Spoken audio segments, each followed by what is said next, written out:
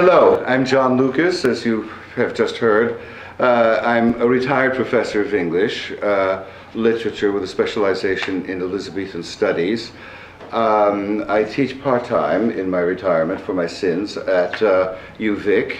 I say my sins because tonight I have to give you a different talk from the one I had planned, because I was, and several other teachers were the victims of a robbery at UVic, and I've lost all of my archival photographs on the bog and a great deal of other material, including material for 6 different courses, all of it.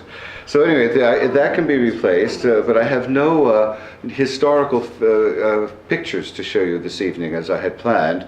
But I do have some wonderful pictures that you will not have seen before, because they're in the private collection of the photographer himself. There are a few on the Rithet's Bog Conservation Society website, but most of these pictures are simply in Bruce Stewart's collection and in mine, since we collaborate so much on a variety of projects together. I hold, let's see, what can I say about myself?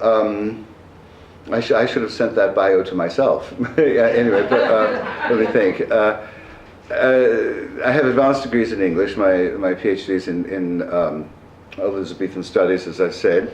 Right now I'm teaching a course on Georgian Ira Gershwin and the development of the American musical and song. It's the first time in many years, actually since I retired, that I am teaching music. But ordinarily I've been taught 20th century music. I've taught Elizabethan and 19th century. I taught several generations of acting students, or actors in Montreal, many of whom you will see on television if you watch it, both American and Canadian. What else? I have written extensively for television. You may know some of the programs. Night Heat was an early one on CTV. Due South, about the Mountie in Chicago. Do you remember that? And Law and Order. I've written for a number of storylines for them. I also have worked all of my adult life in the theater, and I'm an actor and I'm a director, and I've directed 26 productions of Shakespeare's plays. I've directed the new works of Canadian authors. I've directed works by Americans, Joe Pintaro, Joyce Carol Oates, and Tennessee Williams. My work has been seen across the country. I was very honored because one of my shows, Noel Coward, A Portrait, when it was playing at the National Arts Centre in Ottawa, was seen by former Prime Minister Brian Mulroney, and he invited us to take the show to Washington, to Canada House, and to perform it there for the first President Bush and his wife Barbara, and there were a lot of people there, including the ambassador of Italy and France, Teddy Kennedy, and the like, and it was quite an evening. And we also performed it for Noel Coward's dear lifelong friend, the late Queen Mother, Elizabeth, when she was in Montreal for Trooping the Colour in the late 80s. That's so long ago now, I can't remember. I think it was 87. At any rate, so I've been seen by a fair number of people, and since I've had one foot in the academic world all of my life and the other foot in the theater world, I sometimes feel like the love child, quite possibly the love child, of the literary critic Northrop Frye and Daffy Duck. At any rate. So as I say, I'm sorry that I don't have the historical, you have no idea how sorry I am, that I don't have the archival photographs with me, but perhaps sometime I can invite myself back to you, because I have some wonderful stuff. Not all of which is available in the archives of Saanich. Some of it was loaned to me to scan by private people who live in Broadmead and in Royal Oak, and it was really, so I'll have to replace all that eventually. I'm sure all of you know that the bog is named after Robert Patterson Rithet, who was a local businessman who came from Dumfriesshire in Scotland, a very successful man. His offices and warehouse are still extant on Wharf Street in the Inner Harbour. He was an extraordinary person, a very kind individual who left a great legacy to the city. Broadmead, where I live, is named after his famous racehorse, which he loved. He raised horses for quite a long time. The farms, Rithet's farms were bought by the Guinness family in Ireland. Yes, that Guinness, as you probably know. And they have left the bog and the surrounding area as a legacy to Saanich in perpetuity, which was a great, wonderful thing. I was on the Rithet's Bog Conservation Society executive for about 11 years after I came here, and it was a very nice experience, and I learned a great deal about the area, and that was probably the beginning of my interest in it. I have a whole bunch of photographs to show you. The bog, as you know, is a preserved area. It's a nice walking area. How many of you walk around the bog at all? Oh, good for you, yes. Okay. You know that in the middle of the bog, in from the peripheral walkway, there is still sphagnum, which is very carefully preserved. There isn't much of it left, but at least it's still there, and so it still qualifies as a sphagnum bog. And you may know that, of course, the bog was used by the First Nations as a cranberry bog for food and for dyes and the like. So it has a long history, and it has a long history as a part of our lives, indeed. I'll just change it. What you see on the screen there is a little view of it, and that tree in the left-hand side of the photograph is the one it's right, you know where the kiosk is at the bog at Dalewood and Chatterton. It's just a bit beyond there. Bruce Stewart, who took the photograph, and I, when we were doing our research and our photographs, we named that tree the Sentinel because it seems to look over the entire bog, and it's one of the oldest trees in the area. It's a lovely tree. It's been broken several times recently in storms, but it somehow seems to manage. And to us, it just seems to tell the story of the bog, and I'll come back to that in a moment. That's looking from Foxborough Hills. Just a little signpost to tell us where we are on the trail. There's several trails leading to the bog, as well as Chatterton, for example, and Dalewood. Oh God, that's me, all right. Looking at our handiwork, Bruce and I for many years did the kiosk at the bog.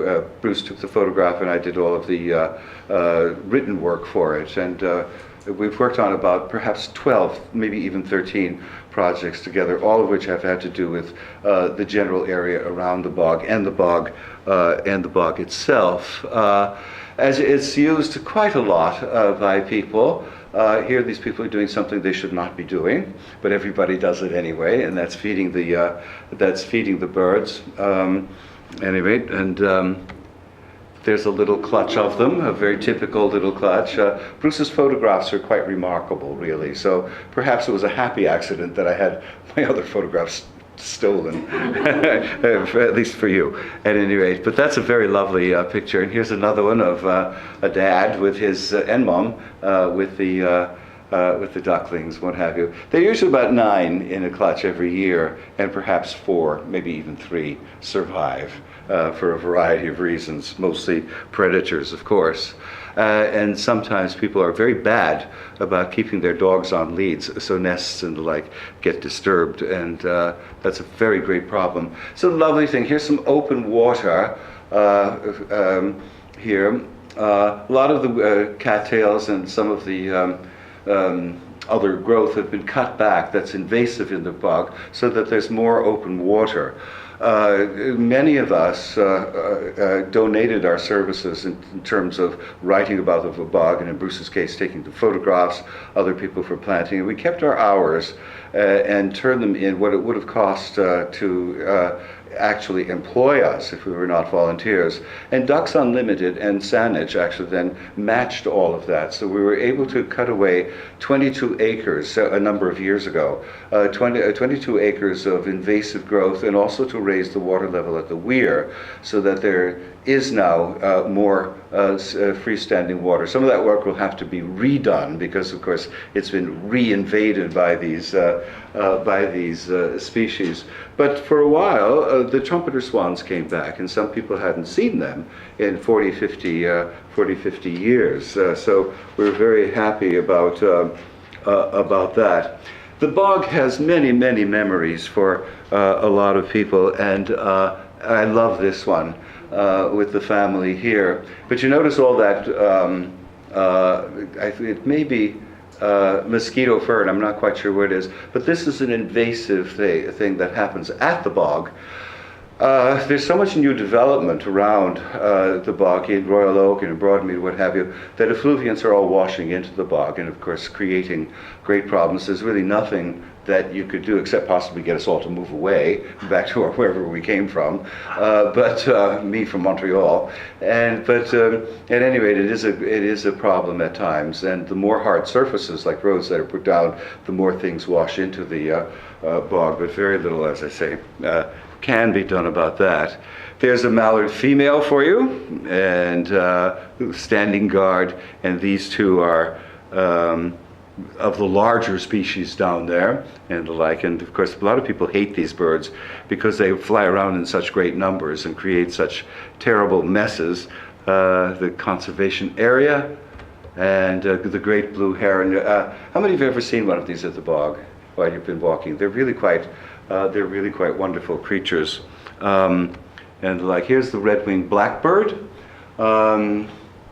Something I neglected to tell you is that I am an actor and a professional singer, and I'm a cantor at my church. And did you know that the blackbird has its own 19th century American song?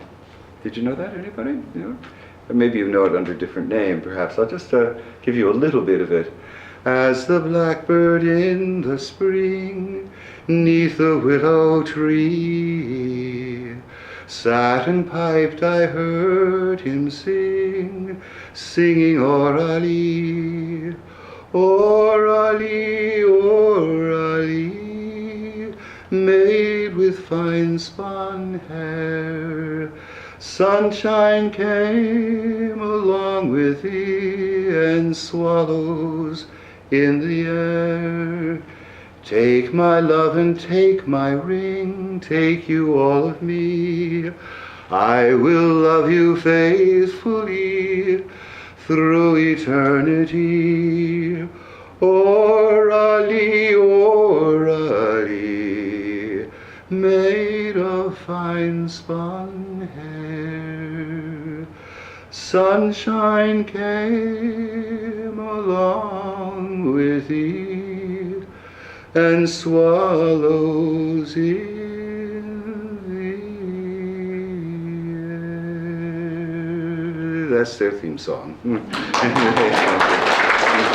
you very much. You're very patient, actually. But it does not only for blackbirds, or you probably know that song under the name of "Love Me Tender," sung by Elvis Presley. Yes, it predated Elvis. There's one of the denizens of the bog, the horned owl. I'm not sure if it's this one, but one comes every night and sits in an evergreen magnolia tree of mine, watching for prey. But they're beautiful birds, and I'll have some more to say about him and his fellows. Well, maybe I'll do that now. Let's try this. As I say, this is an impromptu thing. I've written extensively about the bog, some of which you can find on the website of the Rithet Bog Conservation Society, and it's been such a pleasure, really, to get to know the bog and to get to know some of the people who have been living here for so many years. My brother, my late brother, Eugene, was with NASA for many years. He was a chemical engineer, and he was one of the scientists who perfected the heat shield on the first space capsule that carried John Glenn around the Earth, and then later the tiles on the space shuttle. And he was interested in everything that flew from the time he was a little boy: birds, planes, Superman, insects, you name it. And somehow that wound up being his career. But I was only 7 when he returned from World War II, and I've written about him and about the birds of Broadmead and of the bog. And this one is, if you'll bear with me, is on the great horned owl. My 7th year was filled with the usual adventures of every boyhood. Among the best of these were the field trips, as he called them, with my brother Eugene, recently returned from the war in the Pacific. Depending on our prey, we set out in the mornings, the afternoons, and the evenings, and one of the most memorable outings occurred on a warm August night lit by a full moon when Eugene decided we should see Bubo virginianus, the great horned owl. I must confess I greeted this plan with some trepidation. My brother had shown me pictures of this raptor and had described it as a bird that could include in its diet fairly large prey. At the age of 7, I wondered if I fit that description in the eyes of one of the scariest looking birds I've ever seen in my life. When I asked him about this, Eugene replied that it depended on what else was available. It didn't exactly calm me down, at any rate. In that trusting way little brothers have, however, with their big brothers, I went with him anyway, swallowing my fear and not wanting to look like a wimp. As we walked, Eugene told me that the bird, native to North and South America, was first seen by English settlers in the colony of Virginia, and so it's named after Elizabeth I, the Virgin Queen. He stretched his arms wide and said that its habitat is enormous, encompassing an area from the Arctic to South America. The great horned owl could be found in all sorts of trees, conifers, deciduous trees, and in areas from dense forests to prairies and deserts and bogs, of course. Among owls, it is second in the vastness of its range only to the barn owl. We entered a copse of trees, and my brother said I should not talk for a while. All I had to do was listen. Within moments, I could hear the various sounds of life around us, and then, hoo, hoo, hoo, hoo, hoo. Eugene whispered that we were hearing the great horned owl. He scanned the trees with what I now know was a very practiced eye. There, he whispered and pointed. I looked up to where he pointed, and there, sitting on a near bare branch, was the most beautiful bird I had ever seen. Eugene made the slightest sound with his tongue, and the owl snapped his head toward us. I had never seen such an intense look on any creature, and instinctively I moved closer to my brother until I was nearly behind him. He seemed to be staring straight into my soul, this bird. He was big and gray with darker bars and wore leggings that looked so as soft and downy as silk. A moment later he flew off, and my breath was taken away by the enormous sweep of his wingspan. That was more than 60 years ago. And now I live in Broadmead with regular nocturnal visits by the great horned owls on the lookout for a meal. Their voices no longer frighten me, and instead I learned so much about this. Their voices no longer frighten me, but instead remind me of Eugene, now long dead, from whom I learned so much about these wonderful, wonderful creatures. Luckily for us, the great horned owl is a permanent resident of its territory, so we can see it in all seasons. Unluckily for our Broadmead and Rithet's Bog resident, among its predators is the feral cat, also now permanently resident at the bog and in our treed area. Yeah, those cats are a very, very great problem, actually. So that's it for the horned owl, at any rate, and it's a sample of some of the work that I've done to support the bog itself. A very pretty little bog. The boxes were all built by volunteers, by the way, for the swallows, and there are quite a few of them that you'll see up high on posts around the bog itself. Here, the lovely hidden area for to keep away from many predators. Lots of areas around like this around the bog itself, and I hope all of you stay to the path if you walk there, because it can be quite dangerous if you fall in. It's in places it's much deeper than you think it is. That's Sharon Hartwell. Do any of you know her? She's a plant biologist, and she's one of the hardest working volunteers around the bog. She was president of the Conservation Society for a number of years, and worked with Bruce and me on a lot of the educational material.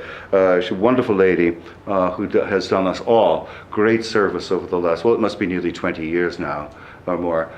This is part of one of the projects that we have going at the bog. Of course, you know what that is. It's a little seedling of what?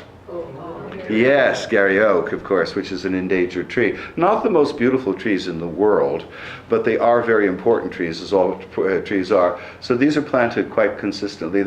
Unfortunately, they're often dug up or kicked up by kids who have nothing better to do, I suppose, with their spare time. But anyway, some of them are taking, and as you know, in other parts of the island, there's the great Gary Oak conservation movement. I have 2 on my property. And I think I've spent thousands trying to keep them alive. But they're managing though, and they're looking very healthy at the moment. Just a little bit of the path that you see here. Again, it has wonderful areas for you to walk in and to absorb and observe nature very, very nicely. And a little bit more. This is walking down from the trail behind Royal Oak Drive, and it looks almost like a bridle path, doesn't it? And I suppose at one time it may very well have served such a purpose. But again, it's these quiet little areas that make it such a perfect place for relaxation and the observation of nature. This is not such a pleasant sight, actually. We all know what those are. I'm going to go quickly by him. There's one of the denizens of the deep down there, of which there are many. Again, Bruce is able to capture these so well with his telephoto lens. I'll show you another one here. This is a particularly beautiful photograph. He does very, very, I can't remember what kind this is. Anybody know which? Swallowtail, yeah. Anyway, but it's a beautiful example of it. It's too bad in a way that we have so much light, because the photographs really are almost jewel-like in their quality. But I'm going to leave some of them with you so that they'll be on your website, I guess, and you can see them. Here's a bee, a busy, busy bee. There's a little poem that I used to know, well, I still know actually, from when I was a child. Flowers and bees, bees and flowers, buzz, buzz, buzz, buzz, buzz. So long married and still in love. I had no idea what that meant when I was a child. I don't think I still do. It has something to do with the birds and the bees, but there you are. Anyway, and this is a beautiful photograph, again, of one of the denizens. If you look closely as you walk, you will see all kinds of nature's wonders as you pass by. Okay, and another here in the late spring or early summer. And here we go again with mallard ducklings. And another picture like the one that I showed you a little while ago. There are lots of these. And there are places, of course, as you know, to sit down, because there are benches along the way, memorials to the people who've died in the area, but put up by their families and the like. And since that's a nice place to pause, we'll just have a look here. About, well, I guess 10, 12 years ago, I started interviewing lots of people who lived in the area, some of whom still live in the area, but some, alas, have found themselves now in nursing homes, and some have, in fact, passed away. So I was happy that I was able to record, in one way or another, some of their memories, and I'd just like to read you a little bit of one of the published things on it. And this is simply called Memories of Rithet's Bog. Elsie Watson, a retired Oak Bay resident, never lived near Rithet's Bog, nor did she skate, but as a girl she accompanied friends as they slogged up the streets to the bog, their skates casually and stylishly thrown over their shoulders. She remembers the sheen of the ice, the sounds as sharp as whip cracks flying through the air, and the crisp ozone scent of the cold atmosphere. With so much open water at the bog, this year, this is about 10 years ago, Elsie's memories are now keener than ever, like the tinkling of bells heard from a great distance. Most of all, she remembers the laughter. And so it goes. Rithet's bog is part and parcel of Victoria's collective memory, in all of its many facets, whether that of a productive cranberry bog for the First Nations, as farmlands, or as recreation spot, or endangered wetland. In it and through it, we see the constancy of change and also permanence, a natural wonder that has survived so far, no matter how we have used or abused it. The bog is a witness to ourselves and our works, and to our joy in nature. Vic Griffin, himself a 90-something-year-old force of nature, has lived above the bog since the early 1950s and remembers with extraordinary clarity the days when there was nothing between his house on Royal Oak Avenue and the bog, the days when tobogganers and sledders could whistle down the slopes unimpeded, careering and careening to crash or to glide onto the frozen water. He will, when asked, prefer snapshots he took himself from his garden of skaters and hockey players out on the ice, tiny figures in a landscape fitted to the geography of our memories and imagination. And among these photographs stolen were the copies of the ones he gave me. So, but I will be able to replace a great deal of it. Vic has now passed away. And indeed, there is nothing save the land between Vic and them. As he talks and fondles the photos, anyone listening gradually becomes aware of the love he has for the bog. And its environs, a feeling he shares with all those who speak of their days living near it.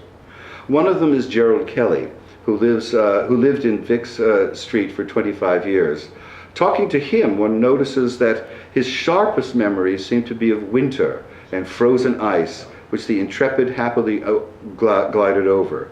But there was summer too, with its golden light and shapes and hues and flights of trumpeter swans. One of the most striking images to come out of this exploration of memories is that of a little boy, a preteen, in the springtime and early summer of his life, astride his horse above the bog on many a morning, looking down into it, deciding whether or not to defy his father's order not to ride into the bog with its hidden dangers of sodden earth and sudden drops in levels. Brian Birkinshaw still lives on the perimeter of the bog, his affection and care for it undiminished over 6 decades. Do any of you know Brian Birkinshaw? Oh, you do, okay. I have the most wonderful story to tell about him when he was 10 years old. It's accompanying a photograph that he gave me of himself with his horse. And unfortunately, next time I'll have those replaced if you'll invite me back. For a long-time resident, Jack Burge, the feelings and memories are more complex than most. His family farmed at this site for many years, and he remembers the hard work, the occasional disappointments that are part of every farmer's life, and the sheer joy and wonder of working so closely with nature. His love for the place is evident in his voice as he speaks of it, and in his face with its barely suppressed smile as he recalls family members, crops, and even the disastrous autumn when one of the barns burnt down and the family lost all of its recently stored hay. Some of you may remember that in the 60s? Yeah, okay, good. Anyway, equally complicated are the memories of Eric McMorrin, whose father managed Rithet's farms for many years. At the family restaurant on Cordova Bay, now formerly belonging to the family, he proudly displays a splendid photograph, circa 1960, of his handsome father sitting on the steps of the old farmhouse, a man clearly contented with his life and happy to be exactly where he is. Mr. McMorrin is a storehouse of tales about the bog, the farm, and the people who were part of its story. His memory astonishes me as he identifies every character in a photograph, no matter how old or how obscure. If any of you know him, you know that I'm speaking the truth there. He has an infallible memory. Anyway, but no, I don't see him very often anymore because, of course, the family no longer owns the beach house. And like the others who shared moments about the bog, Eric's voice and words are suffused with affection and love. Happy. That's where these keepers of our history are. Happy to recall what Shakespeare might deem the lovely April of their prime, and their role in the history of Rithet's Bog. Happiness, according to a great diarist, Gerald Brennan, requires as one of its constituents the feeling of permanence, the belief that this or something like this will go on forever. And seen in this light, the timelessness of Rithet's Bog's beauty cheers and comforts us. I was so lucky to meet these people. I came out at the right time. Sometimes you miss the opportunities, but at least that was one that was not missed. Okay? Some of you may have known this person. Have a nice day, and those who don't should see their doctor. Okay, that's wonderful.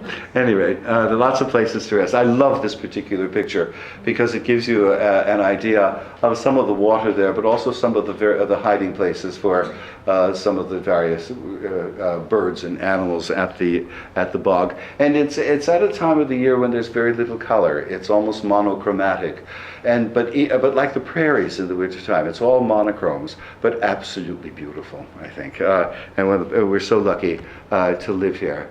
Some of the flowering plants, we get into some of these things here. Pacific sanicle and purple sanicle, both of which are fairly endangered and which are being nurtured by the people of the Rithet's Bog Conservation Society and by Saanich itself. And it's one of the reasons people are asked to keep their dogs on leads and also to keep to the path itself, because these things are easily trampled and they're very, very easily destroyed for good. Once they are destroyed, the plants do not come back. They don't. And this is a very pretty one as well. Again, Bruce is a wonderful photographer. He has a very important show opening up in May over in Vancouver of photographs that he took 40 and 50 years ago of street scenes. So he is one of those hidden treasures of Broadmead and the area. And again here, you have a place of calm, a place of peace. Another short essay, and this one, I've already mentioned this guy. His name is Jack Burge. How many of you know Jack? Or anybody? No?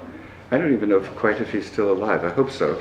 At any rate, I just called this one A Man of the Land, and it's a very short piece. The photographs spill out of files and pile up before us. Here is Jack Burge in a farm truck with his brother Doug and his nephew. There is an immaculate barn with healthy cows and milking machines, which are the last word of technology of a long ago period. Over this, Jack places photographs of delivery trucks, of dairy store fronts, and in a moment of revelation of another kind, he tentatively covers them all with a picture of himself as a strapping young man in a suit, squiring a lovely girl, his future wife, to an annual dinner dance. And as we talk, the distance between the stop-timed youth of the photos and the older man speaking in front of me shrinks, and it is 1936, the year the Burge family moved to Vancouver Island to manage the farmlands known as Broadmead. We are sitting in Jack's house on Beckwith Avenue, right next door to the house that the family moved into and lived in until the 1950s. Through his eyes, we see the rich farmland stretching into the distance where now streets of houses cut off the view. With his words and pictures, Jack vividly invokes various areas familiar to us, where thrifty foods and the fireside grill now hold court. The Burges once cut their hay. The vast reaches occupied by Canadian Tire and Broadmead Lodge were once woods with stands of Gary oaks. And as the newly arrived Alberta boy, Jack saw this place as the wild, wild west, especially when he rode his horse. And boarded with the family, my horse, as he put it, across the open land. When his father retired, Jack stayed on the land. To him, dairying was more than a career, it was a life. As he speaks, his face tells the whole story. It is suffused with the glow of good memories, of a life well lived, and of satisfaction with purpose fulfilled. Our area began to change in the 1950s in the face of challenges fostered by development. When asked about his feelings as landscape changed from rural to semi-urban, Jack used a phrase that cut straight through to my heart. It was, he said, emotional devastation in slow motion. But regret is simply not within this good man's frame of reference. He has his life, his moment in time, and a fine present. And if any of you have anything about the living history of the bog that you'd like to share, contact me and I'll be happy to write about it. Okay, so that's yet another of the bog's memories, and pictures like this always bring up that particular conversation to me because of the peace and the great stretch here of it. Lady walking her dog, very lawfully and legally on the path, and the dog is on a lead. And here's another one of the calm and the serenity of this particular place. And if you walk slowly enough and keep your eyes open, you'll see these things. One of the most famous residents of Victoria just said, "Oh, let them open their eyes and see." Her name was Emily Carr, who really did see, didn't she? At any rate, so yeah, you can, and here's this lovely little stretch covered along the way. I often walk this way from my house. I lived in Broadmead. Here are against the sky, like sentinels themselves, standing guard over the bog. Bruce's pictures always, they're not just photographs of things. He's able somehow to capture the essence of things. And here he seems to have captured the poetry involved in just very ordinary looking things in nature that surround us all the time. Like this, for example. When I talk about the constancy of change and permanence, this photograph is wonderful here. They come back year after year after year. They change all the time. They're blown away on the wind, and yet here they are always for several million years probably. And here we are again. And I love this one. I walk this when it's on the Ralston Trail, and I take it sometimes, walk up the street and then down the street from my house to get to the bog itself. Okay, this is interesting. This is a kaleidoscopic thing. Bruce has taken two photographs and put them together to create one mask or one face. And it looks like a mask, doesn't it? It's just ordinary flowers, ordinary petals, etc. And here's another one that he has done. He's very fond of doing this sort of thing. And it gives a certain magic to the photograph, a certain magic to the place. Whenever I see these photographs of his, or when I use them, I always think of the fairies in A Midsummer Night's Dream, and of Titania and Oberon, who people these reaches. And if I ever directed that play again, I've directed it twice in my career, acted in it 3 times, I would, if I ever did, I would use one of these pictures as the poster for the play. They're wonderful, indeed. Okay. Here we are in autumn. It has many, many faces, all of them beautiful. Again, some of the flora, rather, of the place taken at that time of the year, late summer. And here, the brambles here. And again from above, keep down. And again, he has a wonderful eye. And this is beautiful with that glowering sky. And here, there's something about the place that is that's healing, and I'll just read a little bit here for you about the nature of the place. Just this: Rithet's Bog is one of the ecological glories of Vancouver Island. It's an important haven for more flora and fauna than the average person can easily identify. It is a beloved site for committed and casual bird watchers. It provides handy and not so difficult walking paths with lovely vistas for folks of all ages, and a convenient course for the fleet of foot runners. Dog owners love it as an on-leash area where they may enjoy a brisk, stimulating outing with their pets. Motorists find it a splendid visual break in the any season from the grayness of the highway that borders it.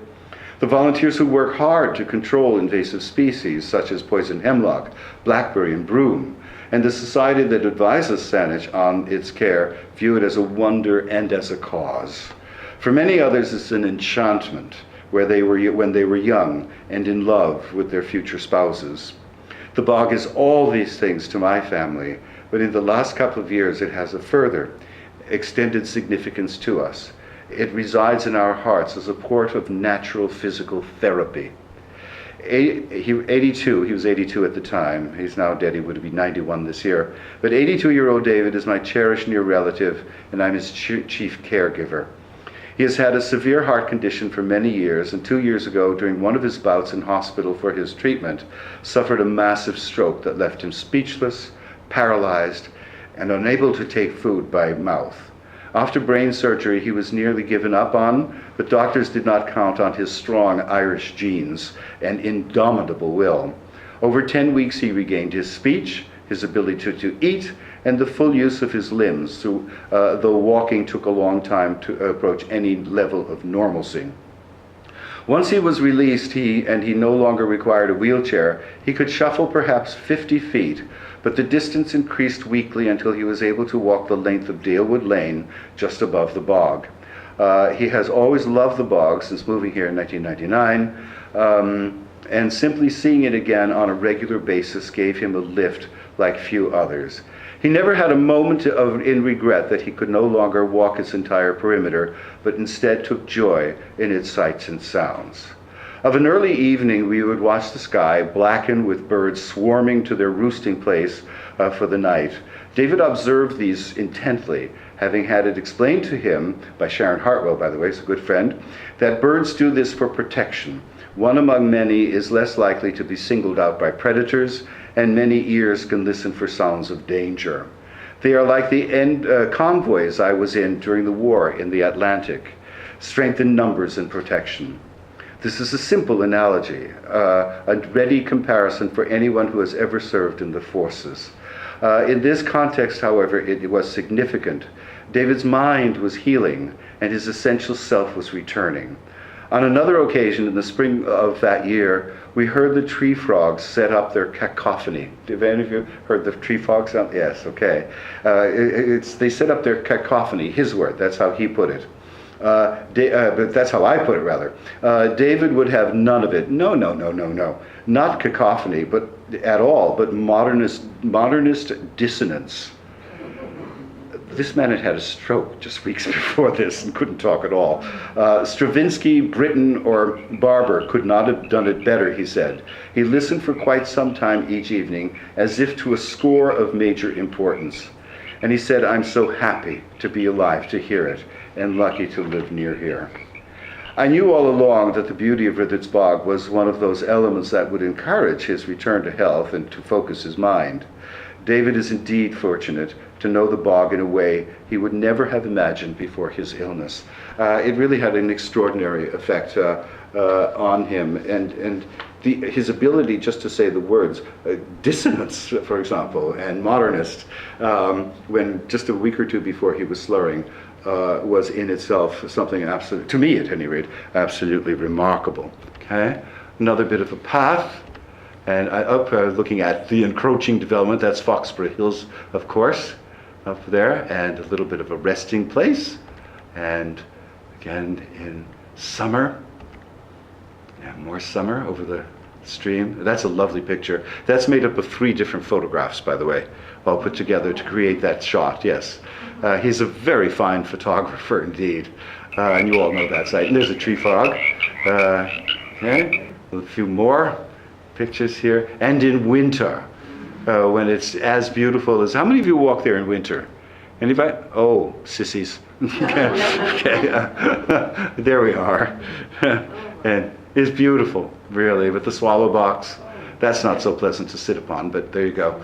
And again, that same picture I showed you in the springtime, in summer, is here now, heavily laden with snow in one of those winters. And this is lovely. He's caught the bird in flight over the laden branches here.